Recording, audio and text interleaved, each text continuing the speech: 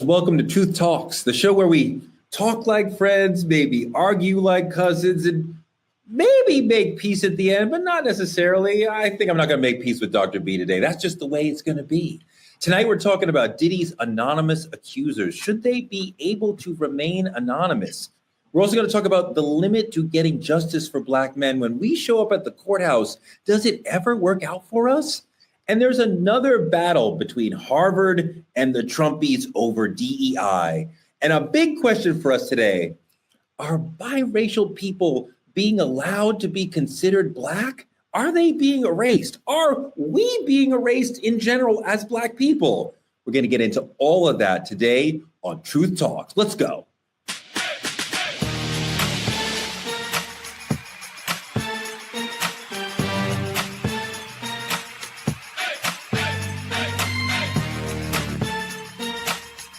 Are y'all ready to roll?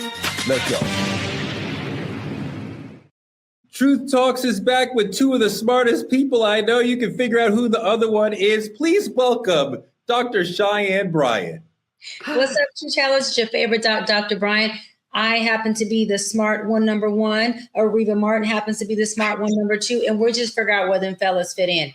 But let's move along with these topics. You're absolutely Girl right. power. We've seen her on CNN and ABC Live, civil rights attorney and media powerhouse, Areva Martin in the house. Well, one of the two smartest people on the show tonight. Thank you, Dr. B, for repping for the Black girls. You're absolutely right. And I love him, even though I am highly disappointed that he is still not finished reading the autobiography of Malcolm X, but he has seen the movie. That's something. Dimitri. I will finish the book very soon. I promise. I promise. It's a pleasure to be here. Come on, man. This book is like at the heart of what it is to be a Black man. You got to get in there. Misha, when an ancestor talks, you listen, young man. Listen. You see how she do be, Areva? Misha, you can read the Cliff Notes, baby. There, Areva. I love how they advocate for me. I see how you do. All right, look, let's get into trending truths. Our friends at Hair Maniacs are supporting us on this segment today, so we really appreciate that.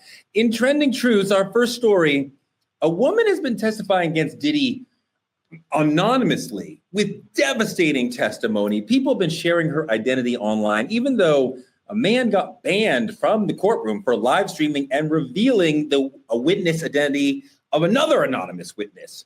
Some people say if a celebrity is being named and shamed, the accuser should face the same public.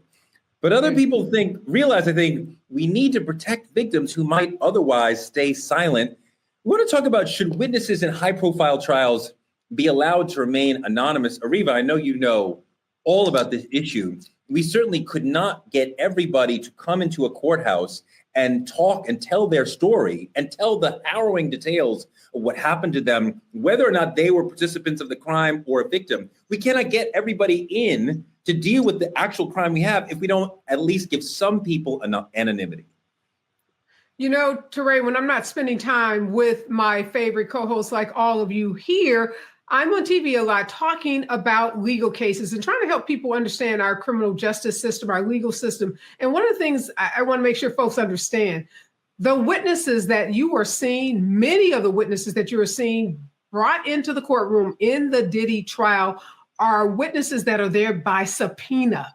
Meaning they have been forced to come into that courtroom by the prosecution, by the government. You could be going about your business, living your life, and you get a knock on your door and you get served with a subpoena, which means you have to show up and give testimony. If you do not, you can be held in contempt of court. You can actually be put in jail for disobeying a valid subpoena. So this isn't a civil case where someone is suing Diddy. And yes, in that case, they should be forced to give up their identity because they are bringing him into court and he should be able to face his accusers. In this case, this is the government. This is the prosecution is the government bringing criminal charges against Diddy. So these witnesses, they're not there voluntarily. And we heard the stylist who testified say he would rather be any place other than in that courtroom, but yet he was forced to be there by the government. Dimitri, the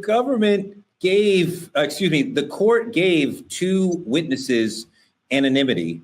So the court did not name them, and the court sketch artist, as you see in the sketch there, does not fill in the face. But the media, the online, quickly realized who these people were and named them and showed their pictures. What do you make of anonymity in a world where the internet is just going to come right behind and say, yeah, well, we know who she is? It doesn't exist.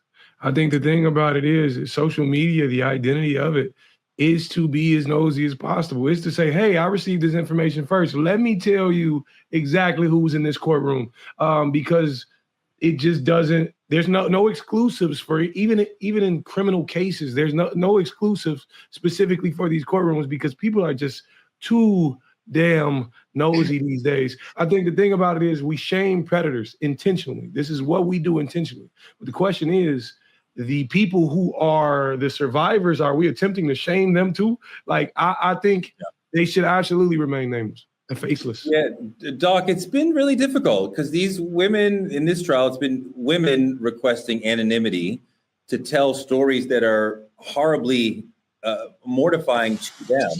And then they're outed anyway. But they're like, I have a hard time talking about this if I can't do so through the cloak of privacy. How do you feel about all this?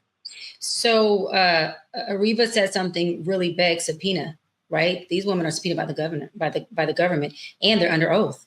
And so they have a lot to lose by taking a stand and not telling the truth or whole truth, nothing but the truth. Right before Diddy got incarcerated, his team reached out to me to provide my services for him, Carisha, and the entire team, saying that they need this and he really wants to be able to move into a place of getting some help. And I consulted with my team at Dr. Bright Institute, and they said that may not be a good idea. You know why? Because of what Ariva just said. They said, you do that, guess who's going to be subpoenaed? Guess who's going to have to take a stand? And I will have to tell everything that is exchanged in session. There is no confidentiality at that point. So in addition to that, when it comes to, these victims having privacy, they don't have it. Everyone knows who Jane is. I'm not going to expose it, but 50 Cent posted it on his page and said, this is exactly who Jane possibly is, which is tied directly to him.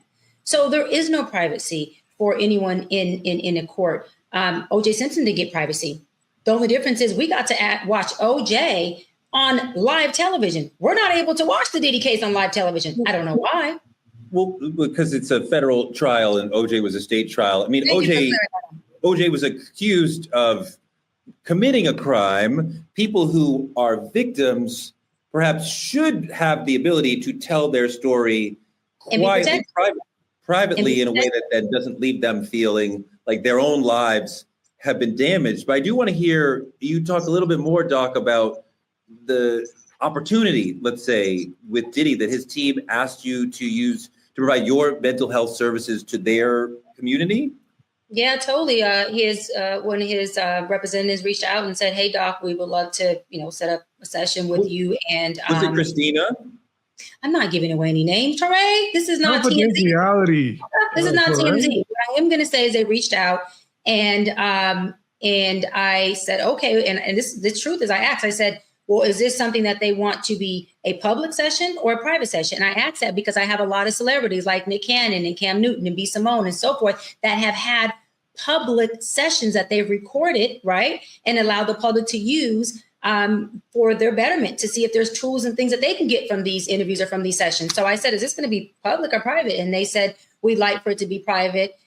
Because he definitely wants to be able to, get some help along with Carisha and along with other of his employees as well. And so what I'm saying is that I'm happy. I always look back at it when I look at this case and I'm going, holy crap, thank God that I did not, take that on.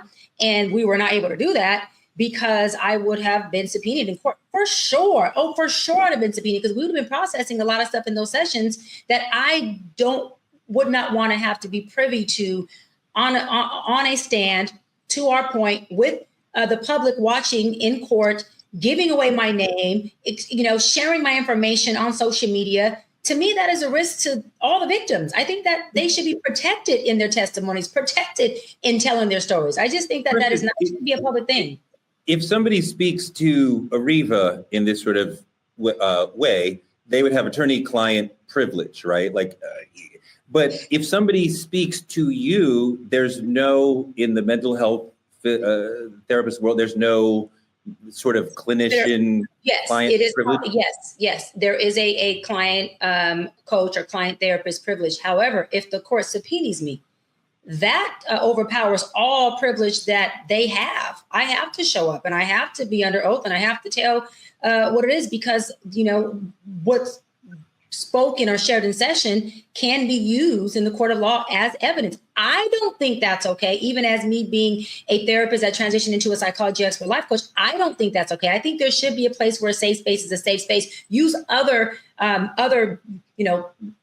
aspects as evidence. I just don't think mental health should be a place where you use that as evidence. That's just my opinion. Reva, quickly, I think the notion that they are reaching out to one or other therapist to say, hey, we need help, shows that they understood we have a deep spiritual problem. This man has a problem and he needs to be talking to people to deal with this problem.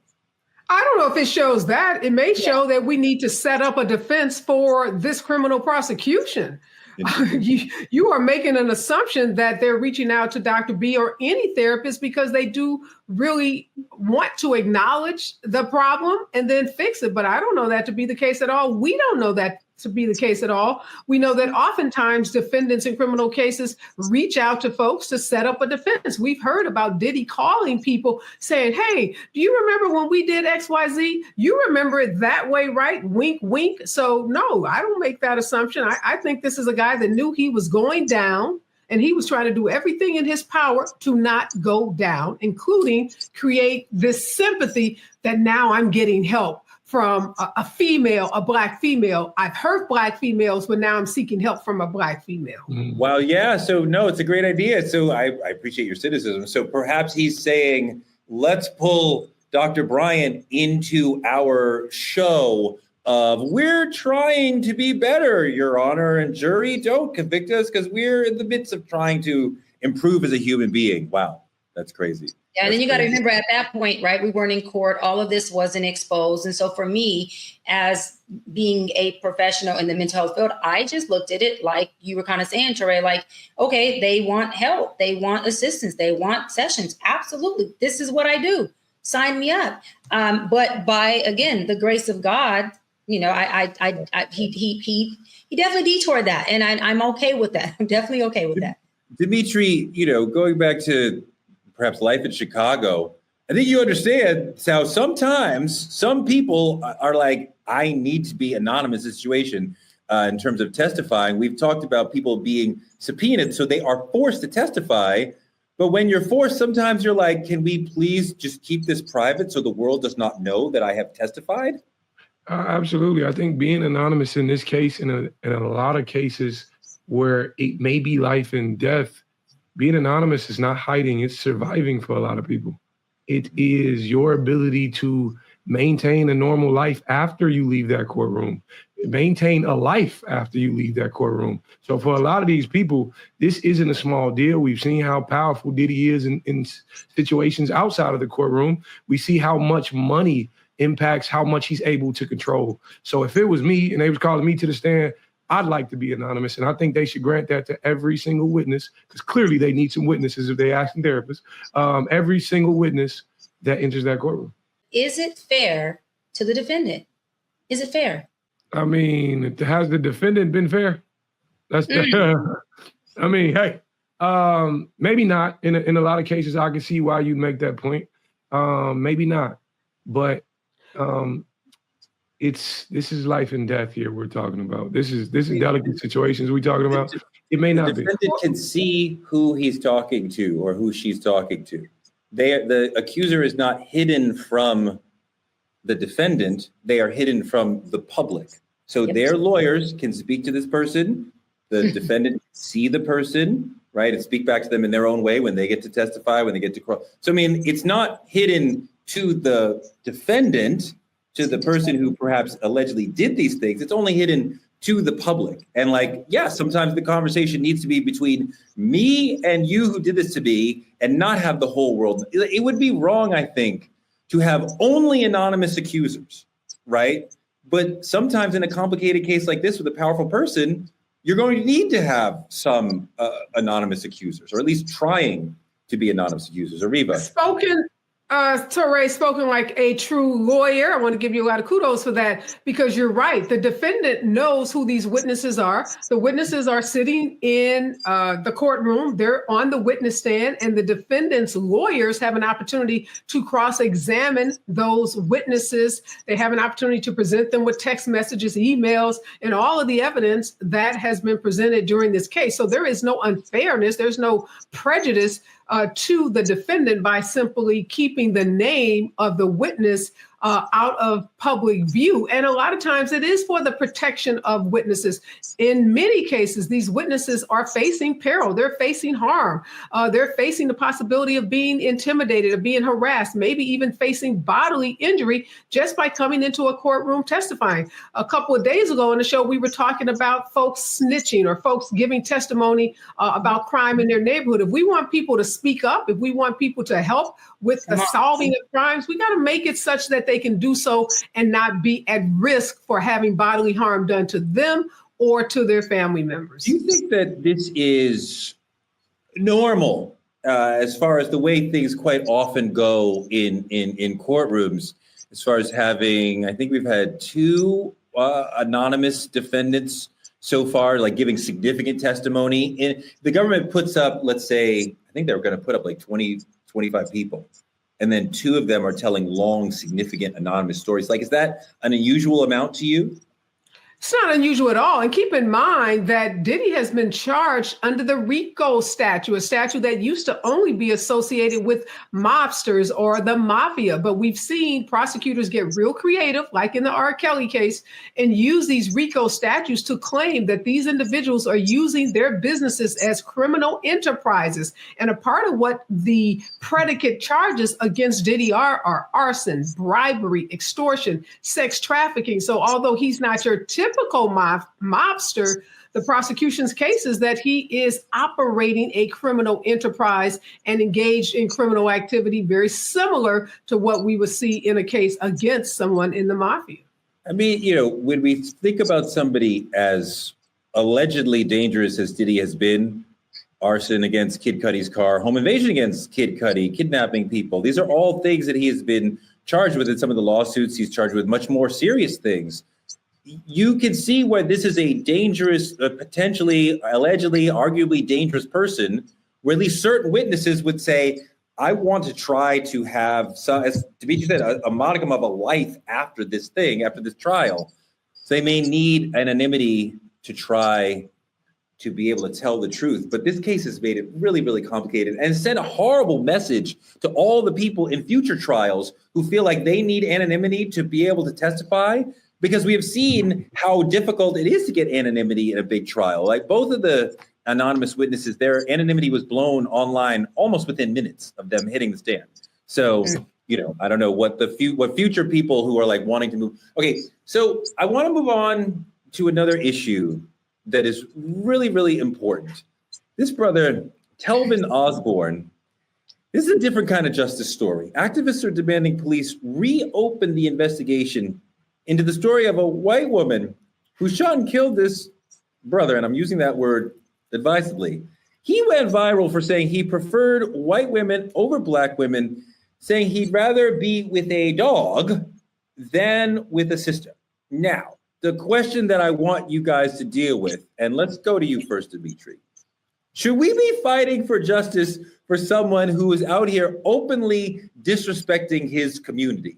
So kind of like, we say we're rooting for everybody black and every brother is, but if this person is hateful toward the community, should we still be fighting for them, or should we let them fly? I think even the fallen deserves fairness.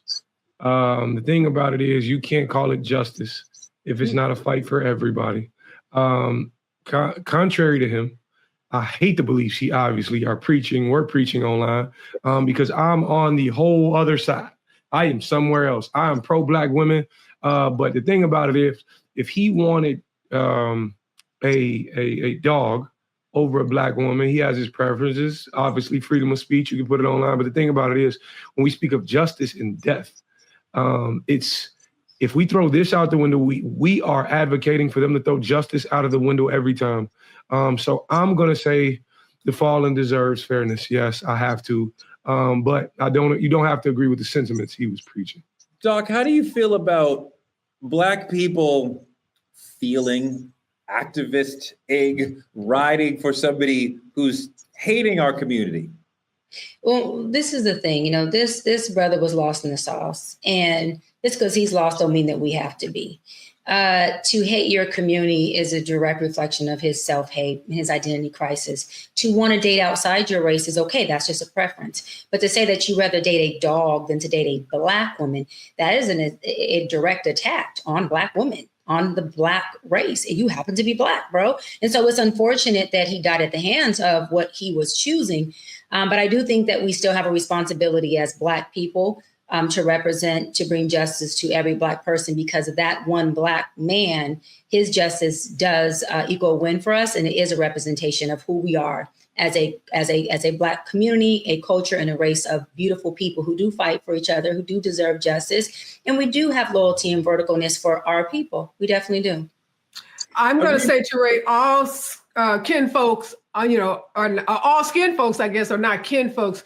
And of course, as an officer of the court, as a lawyer, I'm going to say the criminal justice system should do what it should do. They should make every effort to hold accountable. And if this girlfriend did shoot him, not accidentally as she's claiming, then she should be held accountable. But look, we got a limited amount of energy. We have a limited amount of resources, and going out and protesting in the streets and, getting involved in civil unrest over this guy and folks that have disdain for our Black community, I just don't think Black women are here for it.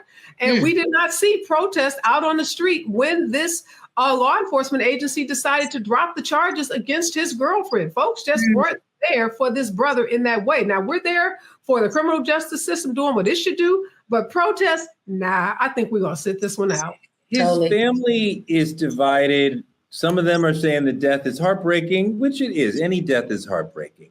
People of family is also saying that he should not have behaved the way that he did online. That's obviously true, as Doc said. You want to date outside your race, that's fine. But the super hyper negative comments just to try to bring hate attention to yourself. I'd rather date dogs. That's ridiculous. You would not. That's disgusting. You shouldn't be even speaking like that. But yeah, I'm with Ariva as far as we have a lot of problems, and to stop and put our energy towards somebody who is hating us, who is not participating in the community in any way, not in an energy way, not in any sort of intellectual way, just hating on us.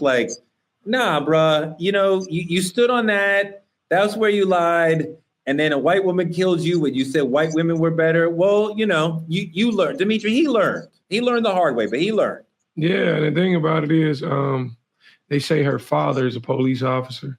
To me, I don't want to pull away from who I am as a person.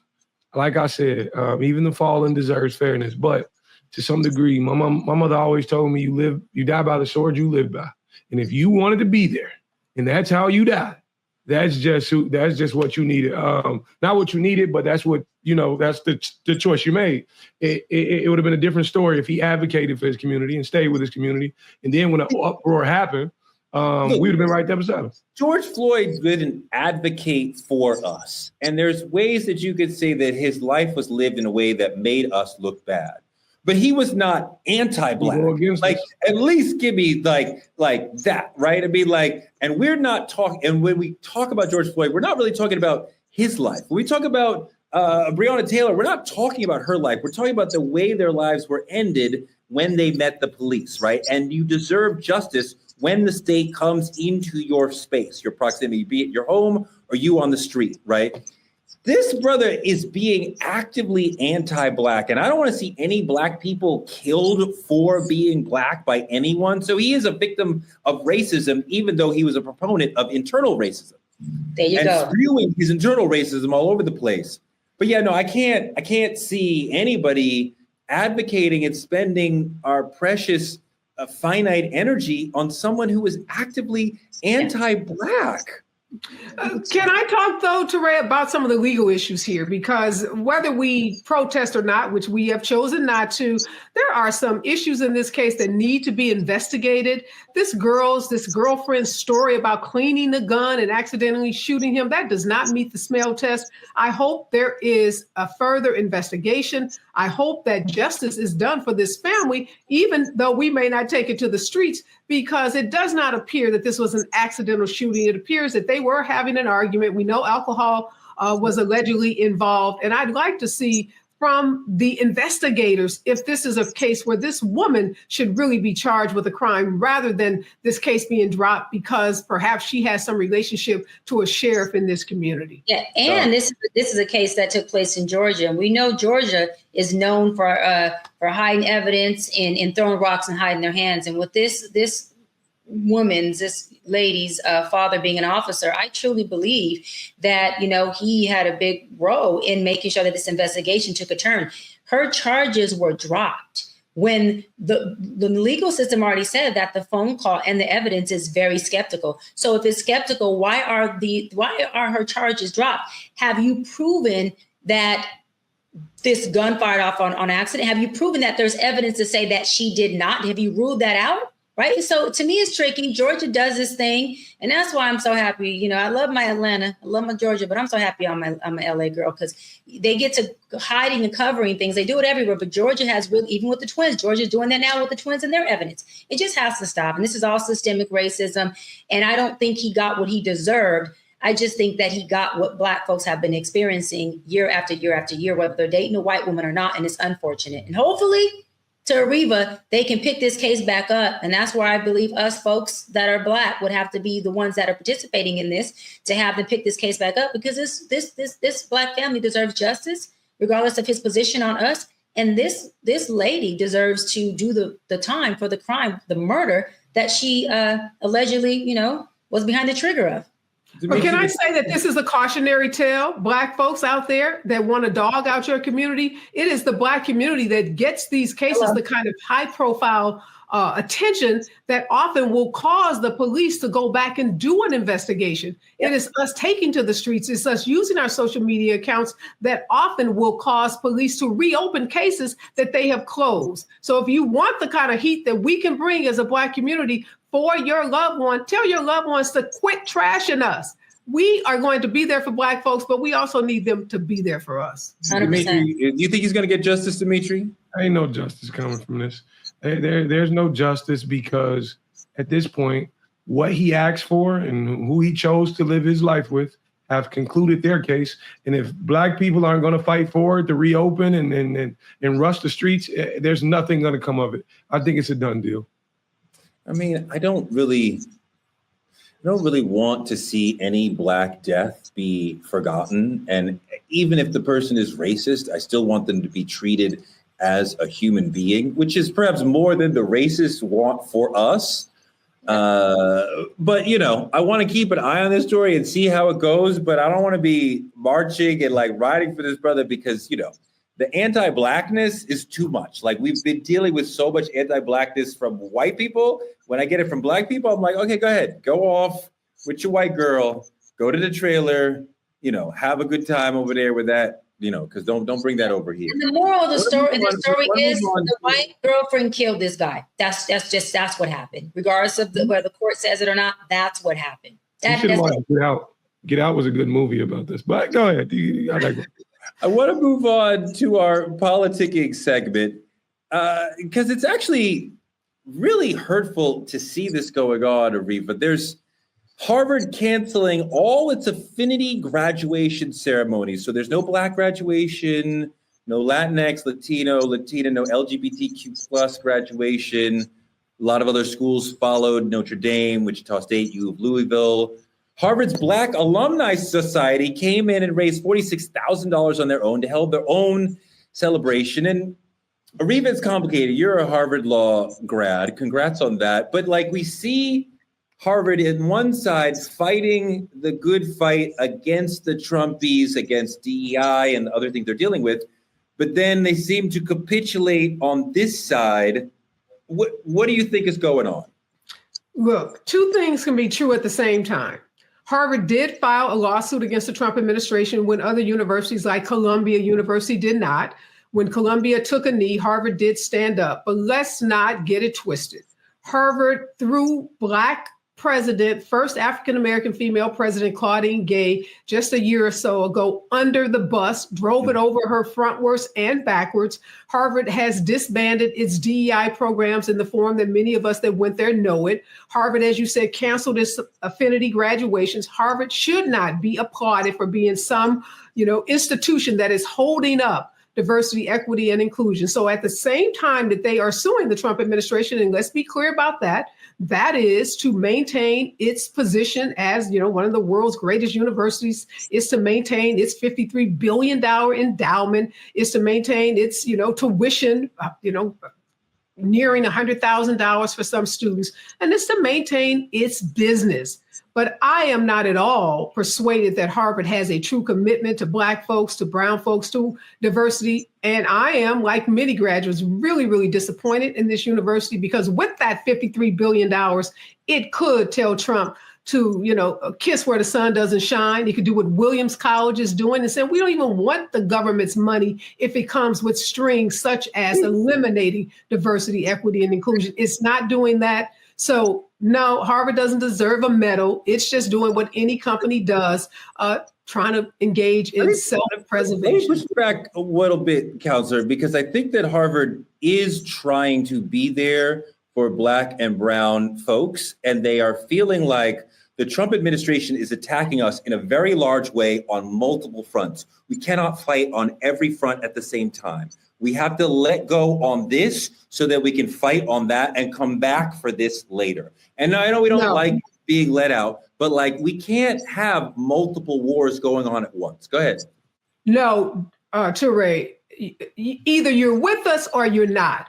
And when times get tough, we need you to get tougher. We don't need you to capitulate. If Harvard, with $53 billion in its endowment, can't stand up to the Trump administration, what does that say to any other university? And I'm not going to give it a pass by saying we can't fight on, multiple fronts. I don't agree with that. You can definitely fight this battle against the Trump administration. Williams College is much, much, much smaller than Harvard, and it's telling the administration, we don't want your dollars, because they come with strings that are antithetical to who we are as an institution. So Harvard either supports Black folks or it does not. And from its history, I'm not convinced that it does. Dimitri, what do you think? And the thing about it is that's a graduate speaking like that. From that should tell you something. I think I used to hear a long, long time ago when I was young, without a place to gather, our voices scatter. I used to hear it all the time when I was a kid. And it meant without celebration and memory and everything we doing, you start to lose tradition. It gets lost, because Harvard is in itself attempting to keep tradition while erasing the core things that provide it. And I personally agree with Ms. Martin for sure. The idea that if you're not with us, you are completely against us. Don't pick which way you gonna fight, which hand you gonna swing with. No, throw the whole fight, because Harvard is one of the richest institutions. And if anybody could do it, they can do it. Doc, I'm sad to see the kids not have affinity graduations, because I know how important that can be to be with your community that probably helped you get through Harvard on the last day of being a Harvard student. If you wanted to, y'all, you would. And that's to Harvard. Anything you want to support, you're going to support. And the fact that they're not supporting it shows where their position is on this issue when it comes to Black students. There was a 14 to 18% decline of graduates in their last graduating class of Black students. That shows you their level of support for us. I totally agree with Areva. You cannot partially support us. You cannot be in the gray area and support us. You're either supporting or you're fucking not. And I think it's time for us as Black people to draw a square and stand on it and say, listen, when it comes to our issues, we tend to protest and make noise and pull back and do all these things. And guess what? It benefits everybody and oftentimes not us. But then when it's time for us to have a Black issue, this is the type of stuff that happens. Where is our support? Where are the people who are supposed to be allying with us? Where are the students in the Harvard partnerships and the people who were donating to the Harvard student scholarships now? Where are they at now? Where are the folks who are donating money, getting buildings with their name on it in Harvard, who are saying, we support DEI, when it was a financial gain for them? Where are they at? They're not here, because everybody wants to be a nigga until it's time to be treated like a nigga. That is the problem that I have with this situation, straight up. They all like the culture until it's time to feel the fight of the weight of being the culture. No, you fighting with us or you're not. That's just what it is. It's always a good segment when we could quote Paul Mooney. Everybody want to be a nigger till it's time to be a nigger. Thank you for bringing that up. I love that. Fantastic conversation. I want to move into our main topic, which should also be a fantastic conversation. The U.S. Census has changed how it counts people. Thank you, Hair Maniac, for rolling with us today. The 2020 census marked the first time that biracial and multiracial people were allowed to choose more than one race. But after reports of inflated numbers, the census is recounting and fixing the census based on what government workers assume is dominant. This sounds weird. Some say this is erasure of us and ignores the fact that many Black people have more than one identity. Listen to this. I don't know who needs to hear this, but Afro-Latinos have told y'all, right? Biracial Black people have told y'all. And other Black people have told y'all over and over again that mixed Black folks exist, okay? As someone who grew up with West Indian roots and African American roots, right? Those are different cultures. I am allowed to say that I am ethnically mixed, okay? Mixed Black folks don't have to be biracial to be mixed, right? It's a very interesting point about the ethnic complexity of our community. And the census here is flattening all of that nuance in modern America of mixed people, which is so much of what makes America what it is. So in the current way, or the new way the census is going to do things, if a single white mom lives with her 3 biracial kids, all 4 of them may be counted as white, like, whatever, which is perhaps driving toward changing the numbers, because white people are very afraid that we are moving toward a minority majority country by 2035, 2040. So we're in America where if you have a hint of brown in your skin, you're Black, but now they're trying to erase diversity, perhaps to boost the number of white people in this country. Dr. B, you're biracial. Was it significant to you when the census started letting people choose more than one race?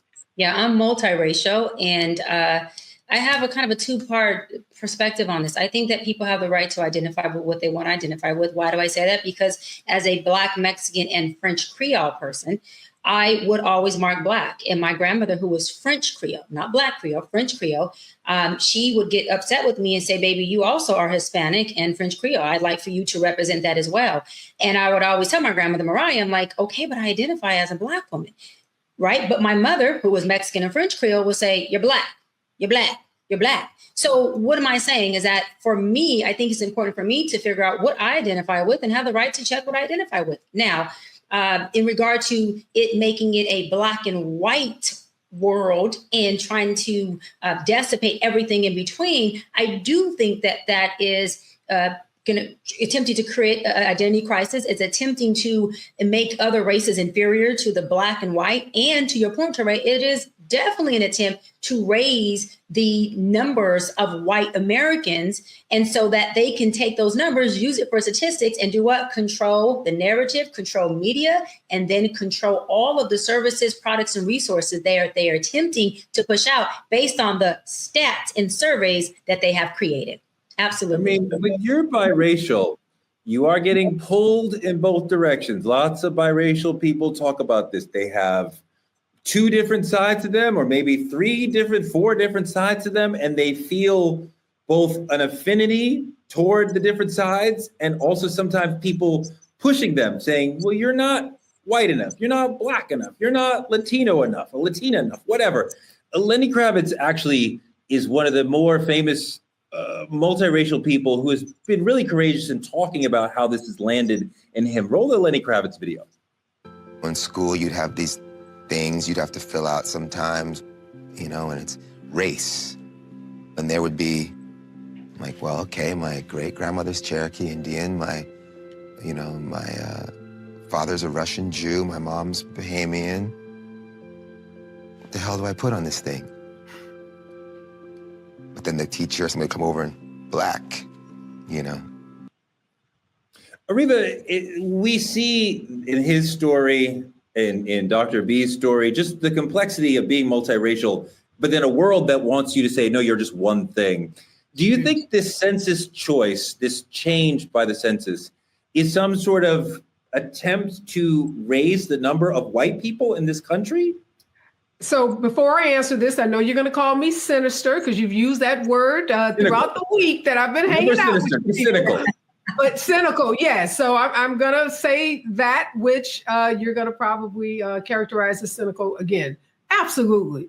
This is nothing but white supremacy at play. This is nothing but an administration attempting to increase the number of white folks and to claim people who are biracial as white and to convince biracial people that it is better to be white, because we know we've been taught throughout history in this country, be anything you can be but black.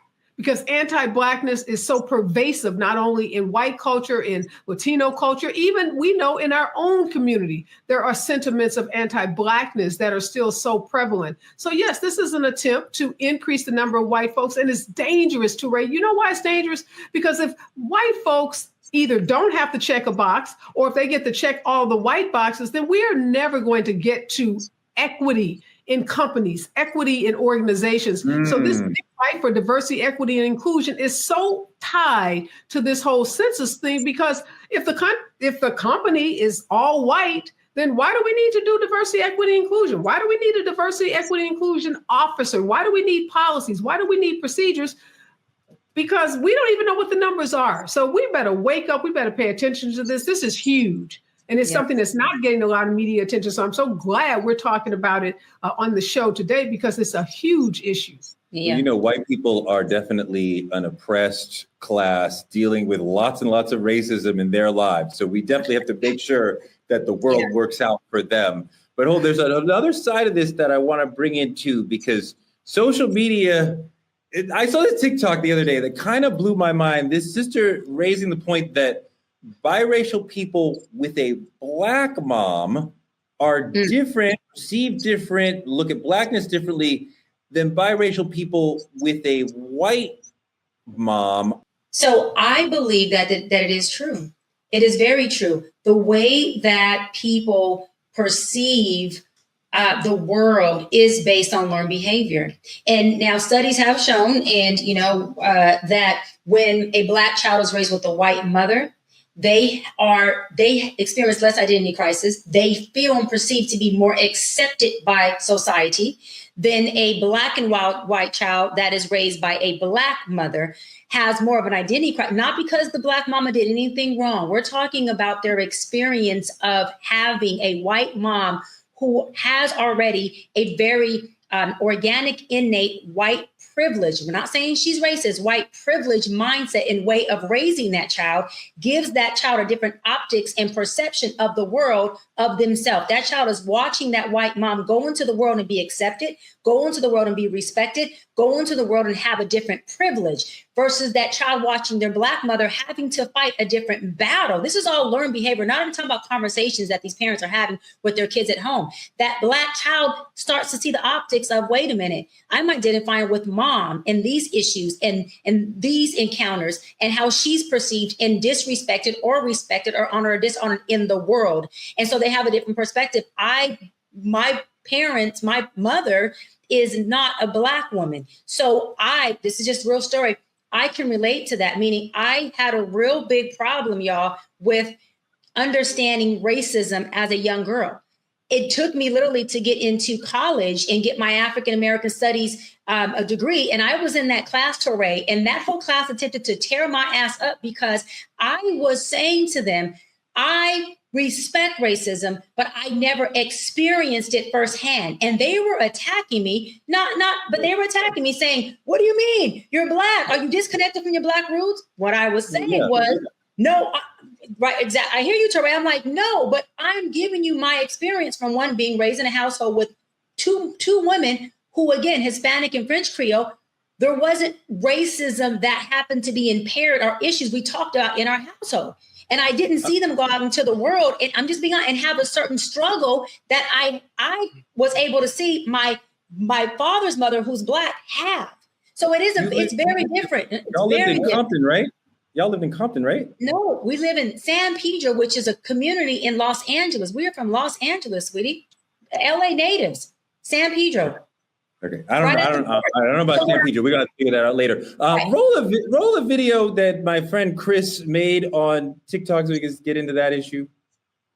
Mixed children who have white mothers tend to be more exposed to internalized racism and colorism because of the lack of intersectionality among white feminists. People are like, yeah, children with white moms tend to be a little anti-Black. And I was like, shoot, I got a white mom. I will admit that there was some definite anti-Blackness like stuff when I lived with my white mom. And my grandmother sees my brother's shirt, and he's wearing a shirt that looks just like this with Malcolm X and the rifle.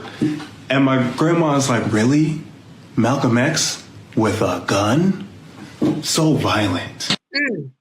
Ariva, I respect all those people's opinions, all those people's lived experiences, and I'm sure that everybody who has these mixed situations, as they express their Blackness, perhaps maybe their white family will be like, we don't understand, especially people from the older generations are like, we don't understand. Fine. But we're drilling down on, if you have a white mom and a Black dad, you're going to be different than if you have a white mom and a Black dad. And I don't know if I see any consistency within that. Because like, if you have a white mom, and I think the things that Dr. B said that the white mom is giving you are correct, but that child also has a Black dad, so who's also giving you Blackness from his perspective. So I'm not sure I see a consistency, but what do you see? Well, it's interesting because I posed this question to my daughter, who's Gen Z, and asked her, because I immediately said that I think that a biracial kid that grows up with a Black mom is probably treated differently than a biracial kid that grows up with a white mom. So I asked my daughter, Morgan, what did she think? And she said, absolutely positively not, that amongst her peer group, young 20-year-olds, that they didn't see a difference, between the color of the mom, whether it made a difference. And I think, I'm going to date myself some, it made a difference in my community growing up in a Black community because we didn't have a lot of fathers around in the community. So those Black moms were holding it down for biracial kids. And I don't know, in that day, your mama was the central point of your family. So if your mama was Black, you were Black. Now, of course, the father being Black in America, you were also considered Black. But I do think there was a difference between those biracial kids who had Black mothers versus those that did not. Dimitri, I wonder if forcing or asking biracial people to make a choice, be it socially or with the census or what have you, is that working to divide the Black community in general? Man, I just love to be the maniac. So like for me, everybody Black should just put white on they, just check it white. Just fuck the numbers up. Cause they already gonna fuck them up for us. So let's fuck it up some more. That's just me. But no, in actuality, of course it is. Of course it does a ton more harm than good. I look at it like what plagues my mind when we actually have these conversations, from what I've seen, the world loves mixed babies, but like hate mixed personalities. Like it's cool visually, and then the moment it becomes political, it's a problem. Like that's what I see in my community when I look at our own people. But for me, the whole thing about the Black mama and the white mama and the I think it's about what we've seen in our own cultures. Like in Black culture, the Black mother is the backbone. Like she's everything for a Black household. A white mother is often different at times. She doesn't have to be the protector. She doesn't have to, the Black mama got to be everything. And there's a level of culture that a Black mom instills in those children that a white mom, we question if they can. So of course, it's automatically going to be different. of Ariva, course, it's a very large deal. Ariva, I see what he's saying, and I understand that moms have a critical role in our lives in terms of teaching us about culture and tradition and rooting us in what being part of this community is about, be it, our community or other communities. But dads are also very, very important in teaching people about, teaching children about culture and community and tradition. And I think we're selling the dads a little short if you think there's a consistent thing about if you have a black mom, you're going to be like this. If you have a white mom, you're going to be like this. There's a black man in half of those situations that is there to also talk to the children about this is how you be a black person. And I'm glad you brought that up, Teray, because there are some studies out there that show, despite how Black dads are maligned in the media, that Black dads are the most engaged demographic when it comes to, doing homework with their kids or being involved with their kids. Now, we don't often, lift up Black fathers as you're trying to, suggest in this conversation, but there is a lot of data out there that shows there are a lot of Black dads doing a lot of great stuff. But the reality is a lot of us, and I'm one of them, grew up without a Black father in the household. And so it is that Black mother that we look to that was the pillar of our families, the pillar of communities. But I think back to my daughter Morgan's point, younger people don't necessarily see it in the same way that our generation sees it. For her, they don't see race as we even see race. So when I brought this whole census question up to her, she's kind of like scratching her hair like, huh? Like, y'all still tripping on over that? So I think, Dimitri, your generation, you're probably closer to my daughter's age. I don't know. I don't know if you all are tripping on race the way we perhaps did some years ago.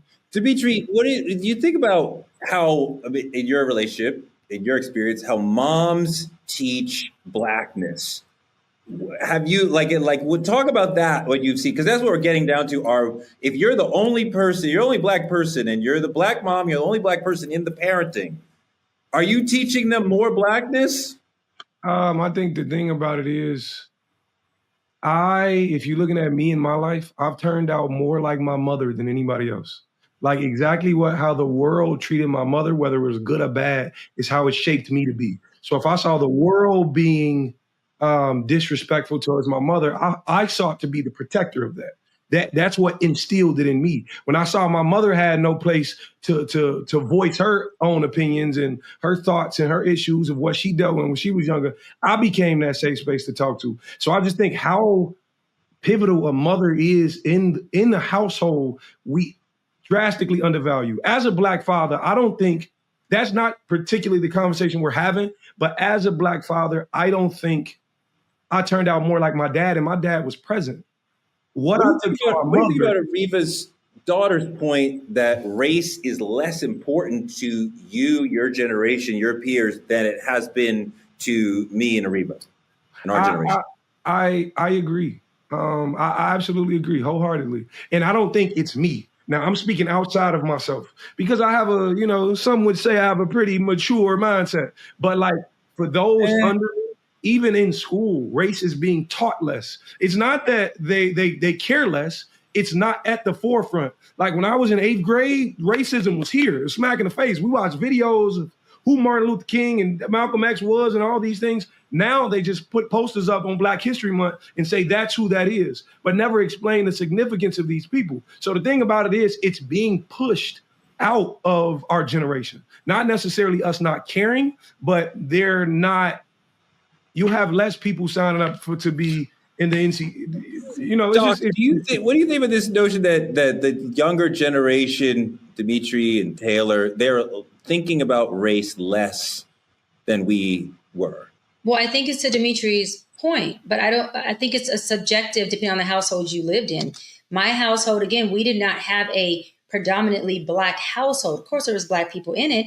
And my mother, who was the mother, the anchor, the big mama of the house, she wasn't a Black woman.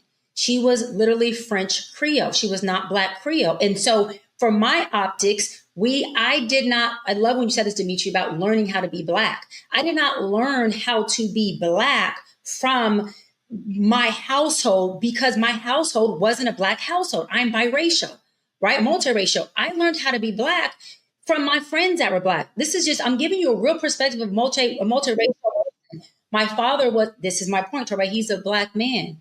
But during the developmental ages of a child, we are reared and leaning and more dependent on our mothers. That's male or female. It doesn't matter who it is.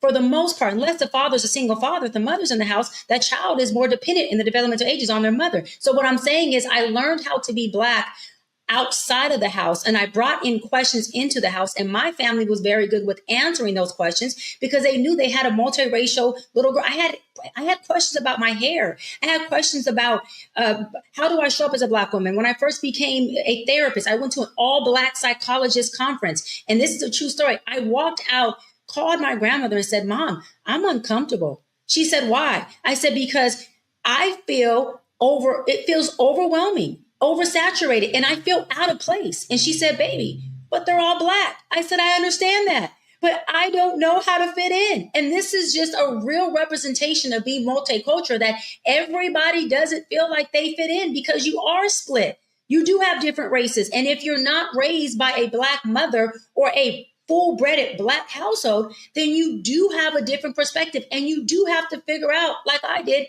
where do you fit in being Black? How do you fit in being Black? And lastly, hold on, how do I fit in as a Black woman?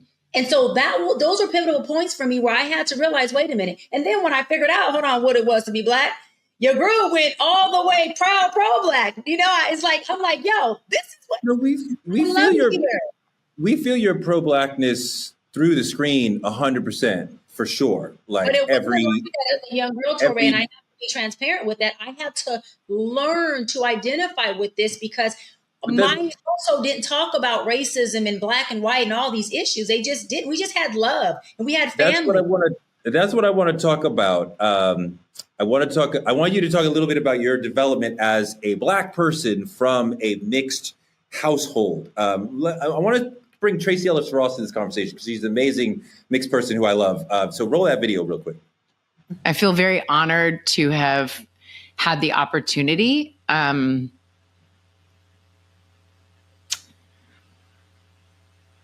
represent Black women, and I've taken it with a lot of responsibility. And it's really important to me that we are able to be seen with the humanity and the power and the beauty and all of it, but really the humanity, that we can be all the things. Shai, how did you learn to be a Black woman, which you were alluding to before, as a biracial woman? And how does your non-Black mother help you get there? Right. And so I was always a Black woman, right? DNA and who I am and hair. But culturally, I had to learn what that culture looked like for me. And I wasn't always accepted fully by Black women through K through 12. And that's just the truth. I was either, not Black enough or too Black for the Mexicans over here. And I damn sure didn't fit in with the white people. And I wasn't trying to. I'm just keeping it real. So I had to really figure out what my identity was. And once I figured out what that identity was, which is now I'm vertical in who I am, there became this extreme, powerful Black woman thing. And lastly, I'll land on this. When NAACP, my branch, approached me and asked me to run for president, most people would have jumped to the opportunity. You know what I told them?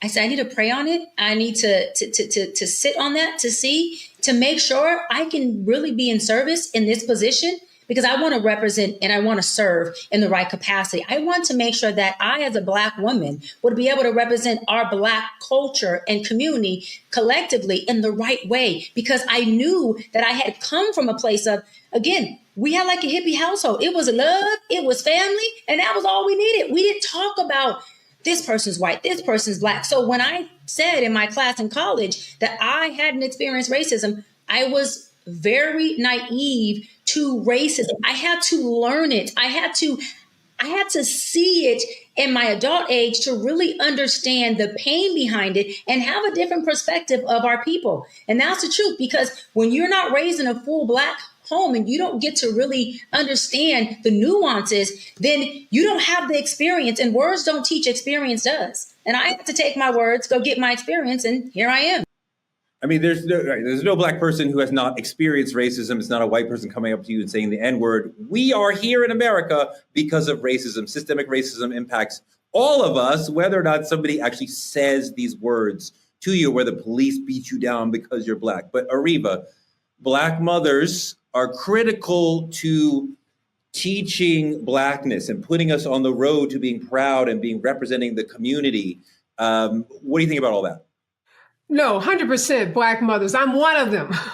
We are a rare breed, and we do set the standards, I think, for the culture for our communities. But I don't want to discount Black women like Dr. B and my good friend Kamala Harris and other biracial Black women who stand in their Blackness, because we know there's an effort by the Trump administration, by Donald Trump himself, to define who is Black, who gets to say they're Black and who's not Black. And we have to make sure in our community that we are embracing women and men like Dr. B, like Kamala Harris, like anybody that defines themselves as Black, because we and these individuals, they get to define themselves. We cannot let Donald Trump or MAGA or anyone define what Blackness is in our community. So great conversation about Blackness.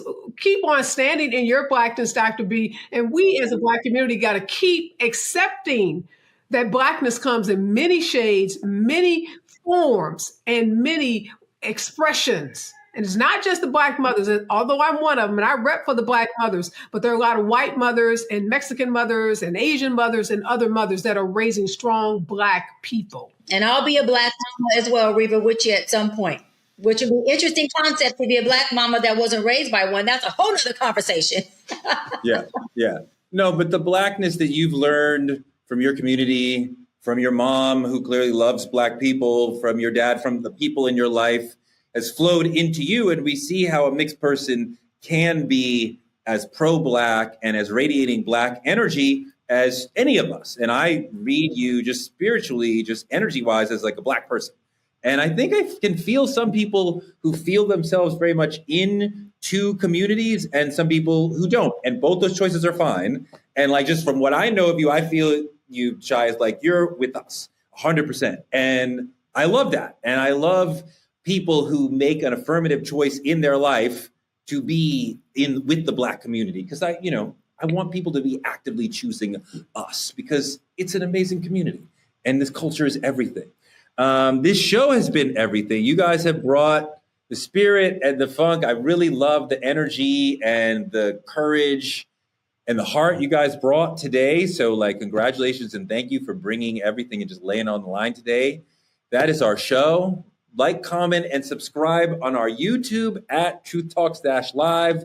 Support us by donating to Truth Talks Live or visiting our website. Become a VIP member of the Truth Lounge. Advertisers, small business owners, influencers, you can advertise here. Go to truthtalkslive.com.